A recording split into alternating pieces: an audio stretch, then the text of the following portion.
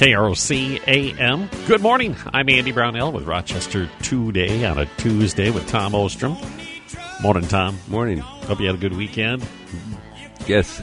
Yes. Simple answers are always good. Yep. 282-1234 is our studio line number for the program this morning. Guess what? Mailbag time? Yeah. A critic has sent this cartoon, and it shows President Obama, and shows a group to his left and a group to his right. And above the cartoon it says, "Does evil exist in the world?" And on his right he's got Putin, ISIS, and Hamas. And he says, "Yes, it does." And he points to the other group, the Tea Party, the border security folks, and Fox News. That is pretty good. I like that one. And one more mailbag.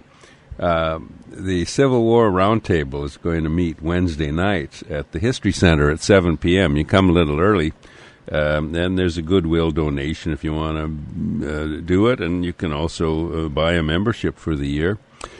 And the folks that run that are Dick Crom, the president, and Sharon Crom, vice president. They do a marvelous job running that Civil War Roundtable. And the History Center is very nice to the group, too. And Dick wrote a wonderful book on the Civil War. If you can contact him about it, KROM in the phone book. He wrote a book, The First Minnesota, Second to None, about the Minnesota courage and military action in the Civil War. Okay, what's going to be at the Wednesday meeting, this coming Wednesday? The story of Colonel Albert Lee, after whom Albert Lee, the Minnesota city, is named, and Rory Matson is going to deliver this wonderful lecture. And Rory's got some surprises. Colonel Albert Lee is a Confederate soldier, Confederate officer, and Albert Lee's named after him. Now, you'll want to go and find out about that. But Yeah, that's a good tease. That's for darn sure. Yeah. Number one, I didn't know that, that Albert Lee was named after him. So, well. I don't want to give away. I'll tell you after the break or in a commercial. That's not fair. We'll keep our listeners. It's very interesting. It sounds interesting. And that's how did Northern City get named after a Confederate officer? Yeah. Oh, okay. That has me a bit intrigued, Ostrom. Okay. All right, what do you want to start with? Get into the issues of the day. Well, the Minneapolis Veterans Hospital, the Minneapolis VA medical facility, is also alleged to have falsified patients' appointment dates and medical records, and management was telling staff to do that so they looked better, and some VA workers that complained were fired. And now that's going to end up in court. So even in pure Minnesota, the VA scandals continue. I'm surprised not more is made of it because it cost people their lives. Well, but then they had this report out, Tom, just a couple of weeks ago, contending that it didn't, that they found no evidence of any veterans who died as a result of the Arizona scandal. And I find that a bit hard to believe, to be honest with you. Well, the Minneapolis VA Healthcare Systems Director, Pat Kelly, said he's not aware of any of these complaints or these secret waiting lists or anything else, and he doesn't believe they exist. And he said none have been uncovered, but these two fired employees say, yes, they have. We got it, and see you in court. I find it interesting, too, that none of them have been uncovered. A manipulation of the books is what you're talking about here, instead of like a secret ledger. Hey, we're going to go in the bottom desk drawer and flip the little lever, and it's going to have a false bottom. We're going to pull out the secret ledger, and we're going to write down John Doe and all these fake. That's not what we're talking about here. We're talking about fake entries and, or at least modified entries that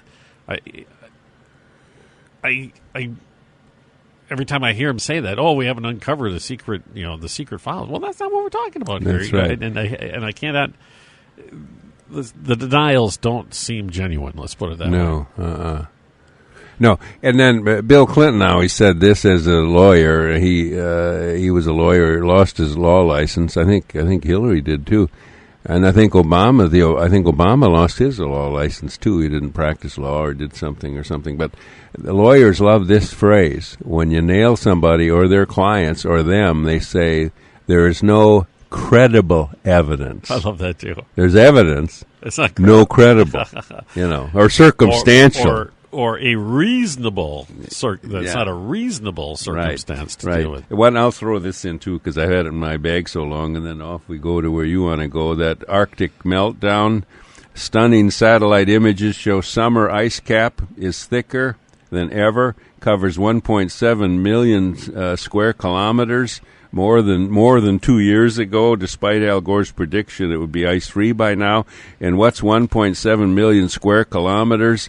It's the size of Alaska. That's how much the ice has increased. All right.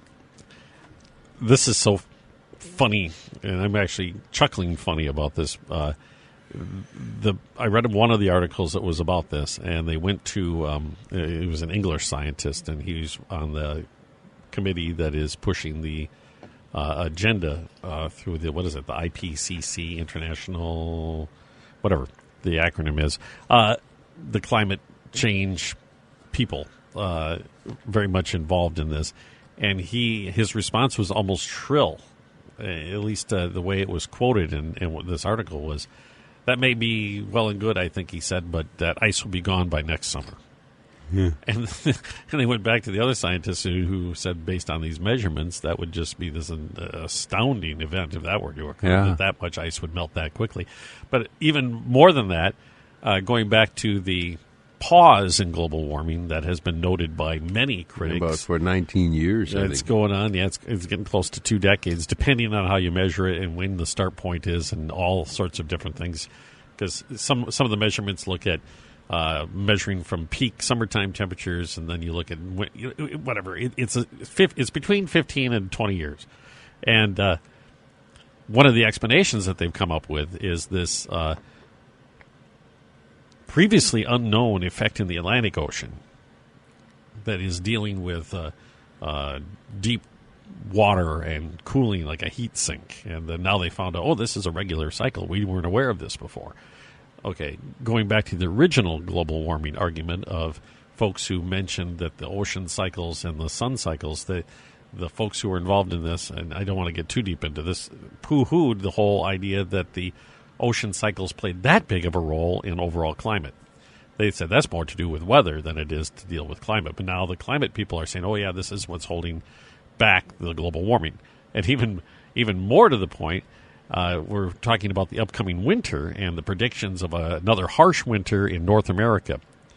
And the reasoning for that was that, and this is coming again from a global warming advocate, meteorologist / climatologist, I wish I could remember his name, was that the melting of the Arctic ice had created this pool of cold water in the Pacific, and that was influencing the airflow over the North American continent, and it will continue to bring cold weather to North America, but it's really caused by global warming. But at the same time, in the same week, this report comes out about the ice shelf actually increasing in size. So where is this pool of cold water actually coming from? Yeah, there's so many conflicting opinions on this, and to have this continual claim by especially Al Gore that the science is settled, the more and more we get into it, I can't even believe that they hold a straight face when they say that. That's right. And then this business, settled science. There's no such thing as settled science. That's what makes science so academically attractive and pure compared to some other disciplines, is the questions are never settled. There's replication, there's experimentation, there's new technology, and their evidence changes and their conclusions change. That is science. And you're always supposed to be challenging the conclusion as well. Yeah, and new technology allows different research and different conclusions. So science is never settled. Right off the bat, they're saying, shut up, it's settled, don't talk. But they have to say climate change now because they can't say global warming anymore. Yeah, everything's caused by what they said, whatever the evidence. Sounds like, I won't say, politicians. We're going to take a break. 282-1234 is the number. It is 69 now in downtown Rochester, KROC-AM. Roscoe's Root Beer and Ribs. The fish fry is on. Get over to the 4th Street location, the root beer stand location, while the time lasts, because if this foreboding winter weather forecast is true, the root beer stand will be closing. I didn't say that. It could stay open a lot longer. Sure. But the fish fry is on. They start serving at 11 o'clock in the morning. Get down there. They have the beautiful Icelandic cod fried up for you. You get either the chips or the fries, and it's, I guess holds up to the description of world-famous Roscoe's fish fry, and it's on right now. And it's, JoJo's potatoes or the fries, tartar sauce. Doggone it, what I like, too, are those sides, the baked beans, and they got garlic toast and handmade coleslaw. I love coleslaw. It's just great. And then for the lighter appetite, fish and chips, and you can call ahead, pick up an order, take it with you, take it home, sit there, and there's a little sheltered area, too, if you want to be out of the wind and out of the rain. The fish fry is back. You bet. And you mentioned you can call ahead. But also, don't forget the North location. It's open all year round. It's up by Shop Go North.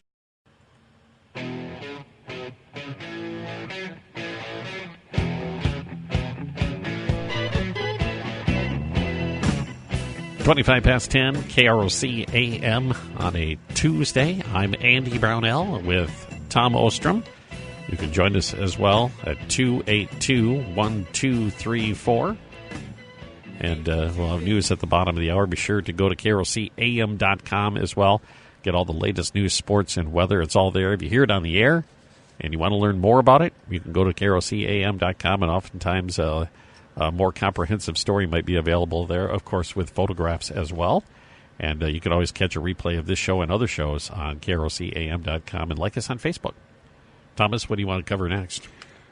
Well, I've often mentioned my disappointment that the so-called moderate Muslims don't speak out against ISIS and don't speak out against honor killing and don't speak out against Muslim extremists, a phrase that the president never uses. And I can understand they might be frightened to do so, but I've said they haven't, to my knowledge. And you've mentioned you've heard some do that, and I have too. Well, the Post-Bulletin and Derek Sullivan had an interesting article, and we'll credit two very brave local Muslims, and they've come here from afar. They live in Rochester. I wonder if I should give their names. Well, it was in the paper. So Regina Mustafa and Bassam Fadlia. And they are two local Muslims, and they're tired of the silence on ISIS and on these atrocities and on the genocide. And they're going to do something about it, and they say that they're concerned, too, that Muslims in the state are quiet about it, and they're not. Talk about courage. Tell you the truth, peer group pressure in any group or any institution you're in, whether you're in education or police work or broadcasting or even in a political party, if you speak out against tenets, you can get in trouble. And but these two brave young Muslims are not only speaking out, but they're going to have a gathering about this and invite the Rochester public, Muslims and Christians and Jews and whoever. And it's going to be at 5:30 p.m. from 5:30 to 7:30 on September 22nd. September 22nd. Can you see the day that is on the calendar? It would be a Monday. A Monday. And it's going to be in the courtyard at Calvary Episcopal Church in Rochester, where they're going to have a gathering and they're going to have conversation. They're going to have discussion about these issues and want it out and want people to know and want people to participate. That's fantastic. I think that's wonderful. I do, too. And I think if any opportunity for people to clear the air like that, especially, you can get rid of some misconceptions that people have. Yeah. And, very positive development, that's for sure. And what I liked best about it was that they shared your feeling of outrage over the silence. Yeah. That people should be stepping up and pointing out that what is happening with these radicals is it's evil. It's pure evil. It is. And there's some courage involved here because there have been Rochesterites who've been caught up in federal law enforcement for supporting terrorists. And in Minneapolis, there have been ISIS people or Muslims that have gone overseas. Minneapolis and in Michigan also have done it. And a Bloomington, Minnesota Muslim who was overseas in the Muslim world, then came back, and the FBI has interrogated him. He's from the Middle East. He's so dangerous and radical, trying to influence young Muslims, that a Bloomington, Minnesota mosque expelled him. Said, we don't want you talking to these kids. And the mosque, the imam of the mosque, called the FBI and said, arrest this guy. He hasn't been yet. But so there are people saying enough's enough, and we're going to speak out. And again, it takes some courage. It does take courage. And New York Times, I didn't get to read the piece, but I guess they have a big article about what they're calling, I think, the Minnesota pipeline or Minneapolis pipeline. And it is exactly what you're talking about, that these young men mainly, but obviously there's some young women involved as well, because we've received reports that out of the Twin Cities, at least one family was reporting that their 19-year-old relative had been caught up in this and was traveling to Syria to aid. They labeled it terrorists, but we don't know exactly which group. But it's all about how the radicals have been working in Minnesota to radicalize young, mainly Somalian American men to take up their cause. And if you want to, that's about as scary as you can get if you think about it. And a young lady, I guess, from the Twin Cities has gone over to seize to ISIS, too. And the British are saying, okay, we got a lot of them here, too, and when they come back, we're going to deprive them of citizenship or not let them come back. And I've heard that the United States might do that, too, but it's complex with Homeland Security and other things. We got to take a break, Tom. We can talk about that more after the break if you wish. 282-1234 is the number. 69 and cloudy skies. It's a bit windy downtown. 10:30. Carol's Cup and Carol's Corn, subway level of the Kaler Grand Hotel. And Carol's Cup at Apache Mall, the food court with the frozen yogurt. Of course, you can find the frozen yogurt at both locations. The delicious popcorn in the downtown location. And along with that, all of the confectionaries and sundries. At Carol's Cup and Carol's Corn. Right, and the Carol's Cup yogurt at both locations, as you've said. Everything. You go in there, and beside getting friendly folks down in the Kaler subway, you got Coke products, Pepsi, you got Seattle's coffee, you got tea, water, as you said, the sundries and confectionaries, breakfast even, rolls and cereal and fruit, granola bars, all kinds of munchies, and gift tins. But the popcorn is the star, the smell, the taste, the variety, the caramel corn, and the Chicago mix, and the classic flavors that go and eat on a break or pile it up in a tin or big bag and take it with you. It's just delicious. Follow your nose, as they say. Downtown Rochester, the Kaler Grand Hotel, and Carol's Cup also at Apache Mall.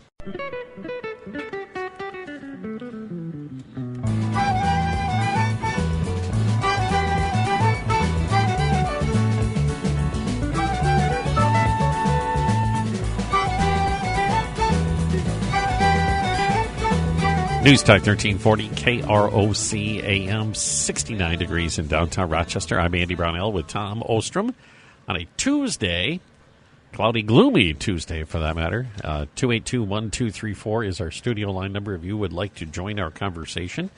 And Thomas, we have a phone call. Good morning. You're on KROC. Hi. Morning.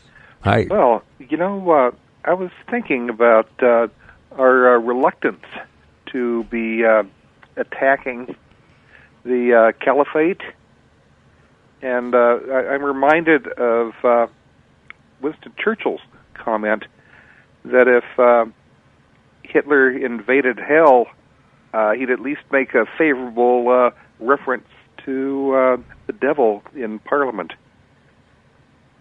Mm-hmm. Speaking of how we're reluctant to be supporting Assad in this case.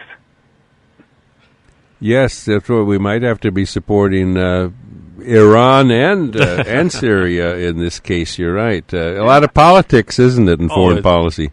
I should say at that meeting last night, that was a very sharp 98-year-old nurse we were listening to at the veterans meeting. Uh-huh. The roundtable, Veterans Roundtable, yeah. You went. How was? Well, we're on the topic now. How was the new location? Oh, it's very nice. It's about twice as big as the old one. And parking is... with comfortable seats. Easier. And the audiovisual technology is magnificent. Yeah. Excellent. All right. Thanks for the call. Thank you. Okay. Bye-bye. I've chided the president. He won't use the word Islam, and he says we're not fighting a religion, and this isn't Islam. Well, it's extreme Islam, and we talked about some brave people who've spoken out against it who are Muslim. And the Brits have a lot of trouble with this because they were politically correct, and they opened their doors to the empire, and they got a lot of folks there that could cause trouble. And a British imam, religious leader, gave a television interview this week, and he defended the acts of terror, and he defended the beheading of journalists as consistent with teachings in the Quran and the demands of Muhammad. He's a London-based cleric, Anjam Choudhury, and he said that terrorizing the enemy is a part of Islam, and that's what we must do. And he cited the Quran, and I know people can say, well, you can find the Bible, you can find this, you can find that, and literally quote the darndest things, but that people disagree with or have misinterpreted. But he said the Quran says the steeds of war by which you may terrify the enemies of Allah are essential. And he said terrorizing the enemy is part of Islam. This is something we must embrace. And we can't make distinctions between civilians and armed forces because civilians elect the leaders who direct the armed forces. And he's a guy who lectures. He's got a law degree, lectures on Sharia law, and he heads an Islamic group in Britain. And so that's the kind of people you do have running around. Then you got people that fight them. We've mentioned earlier today some brave local Muslims are saying we want to criticize the extremism, and we're going to speak out. And another Muslim who converted to Christianity has spoken out on this too. Brother Rashid is his name. He's a Muslim who converted to Christianity. He has an Arab language television show, and he said, with all due respect, President Obama, you've got to realize the enemy you're fighting, and you can't use politically correct language because this is what you're dealing with. And he said too, you can't politically correctly design the terms and evade the reality. It's not going to win the war, and it's not going to create allies.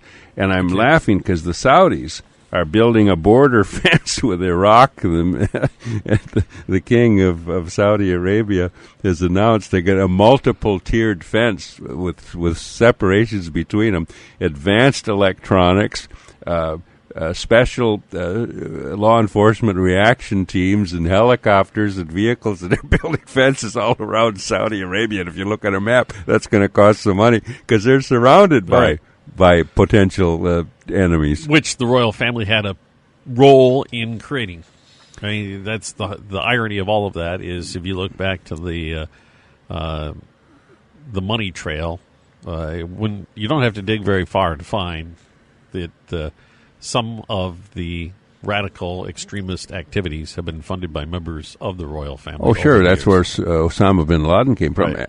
And the Saudis chop people's heads off, too, as part of law enforcement. Back to the guy who was converted to what he said, and I agree with what he said. And I agree that the president has to stop doing this because I find it insulting that somehow there's this view that we are unable to differentiate between labeling somebody who has taken on an extremist ideology and those who are peaceful, faithful Muslims.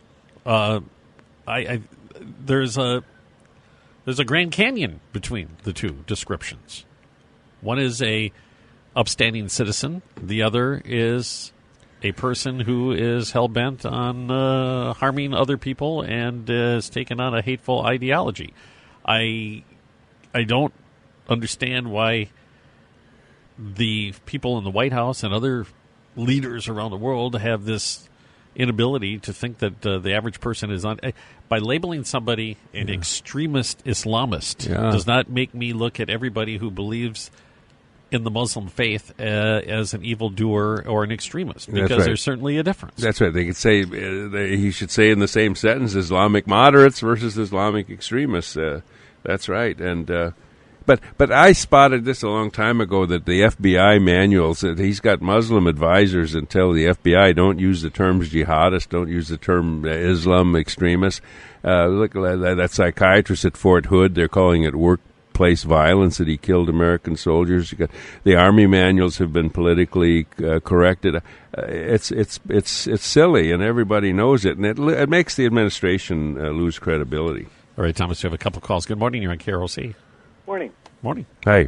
I'd like to comment on a different topic, something you mentioned earlier, and that was the new increased exit fee for U.S. citizens.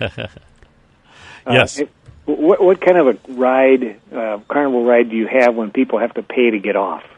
I mean, that's kind of it's absolutely insane. You can't charge enough to make it painful, and it just doesn't make any sense to this is Obama's little Berlin Wall, if you will. I think it's more of just a bureaucratic oxymoron, I guess. That's not probably the correct way to describe it, but I think it's probably one of those deals that, this is a revenue enhancer somehow. And so you think it's just a budget balancer. Something silly like that. I get your points, though. Exactly. It's just idiotic. It's kind of like, do you remember when the DFL, this goes back decades, the DFL had a program up in the Duluth area where they were going to purchase controlling interest in companies and force them to move to Duluth. And, I don't remember that. And it didn't. Thank goodness they never did it, because somebody says, this is you're taking these people hostage. Well, number one is socialism. If you're buying a controlling interest in a company, that is state-owned ownership of industry.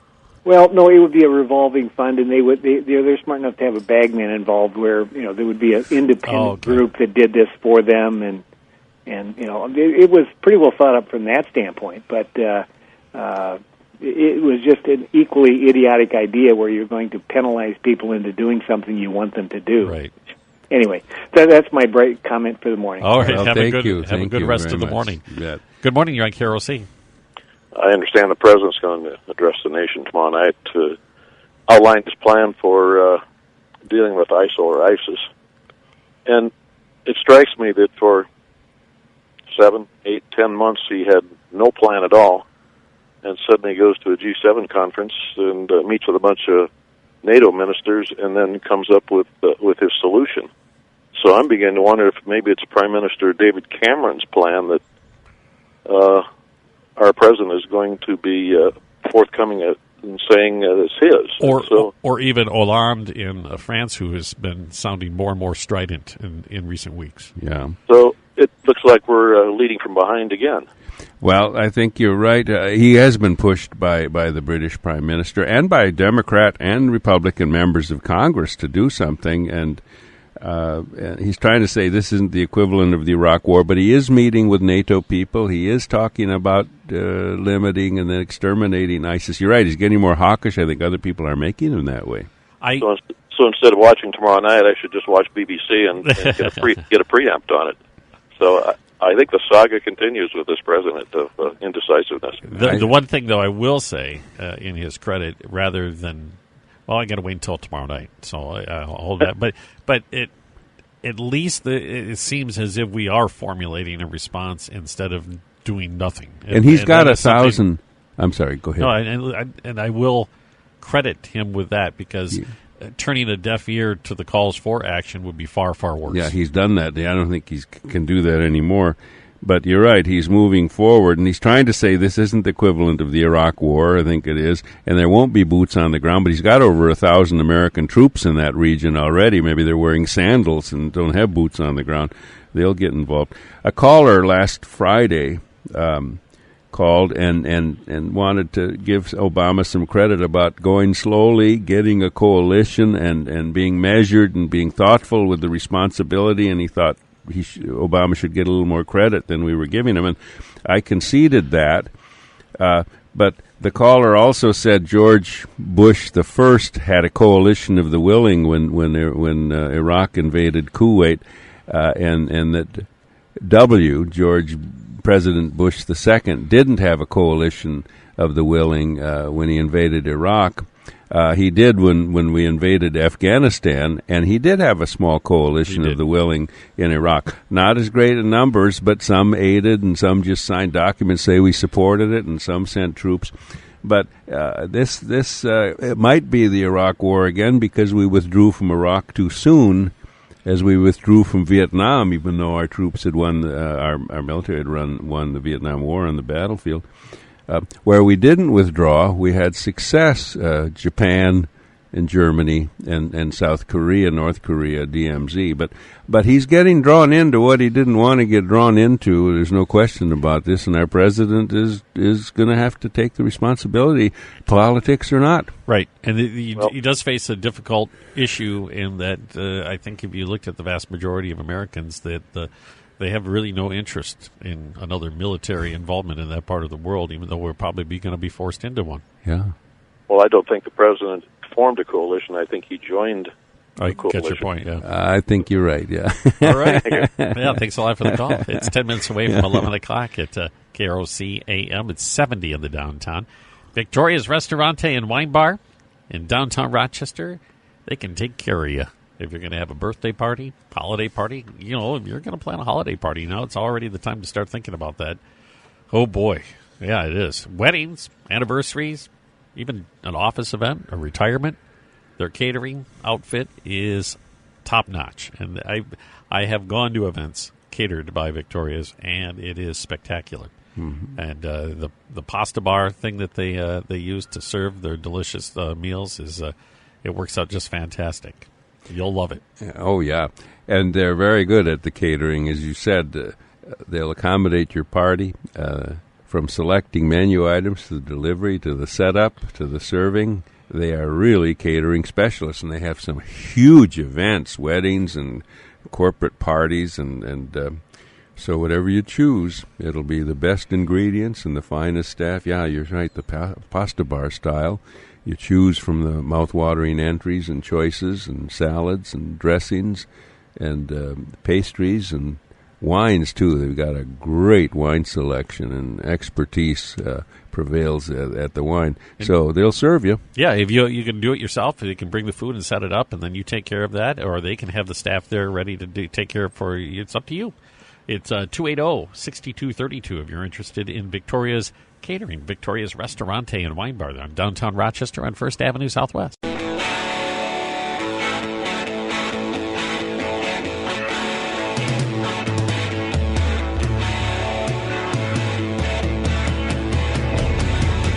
Three minutes away from 11 o'clock, KROC-AM 70 in the downtown, as I just said. Tom Ostrom's here. I'm Andy Brownell. Remember to go to KROC-AM.com.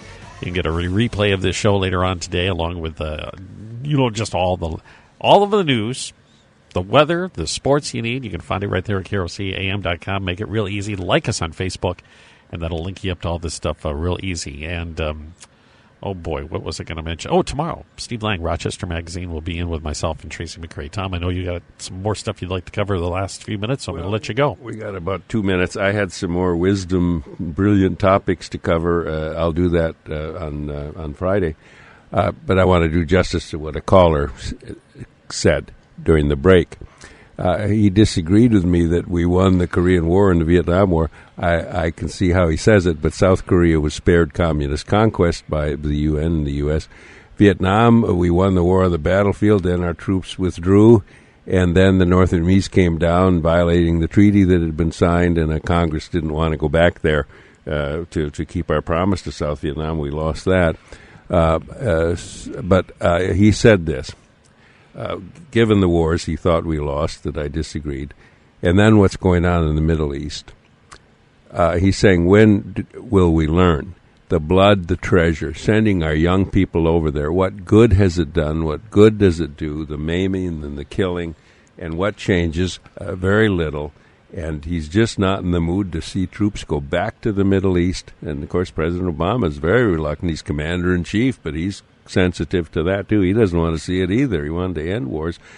And this caller is very concerned and doesn't want troop involvement of the U.S., and the treasure and the blood, the maiming and the killing. It is pointless. It is worthless. And he said, when does it stop? What good does it do?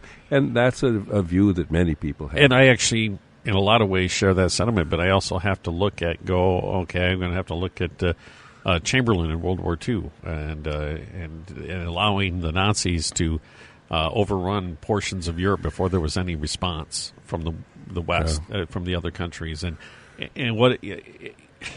at what point do you confront evil, and in which way do you confront it? It's one of the hardest decisions that any society can make. Do you allow this evil to fester in that part of the world and hope it works itself out, or do you confront it at this point before it has a strong and large an area of holding that could influence what's happening on this side of the pond?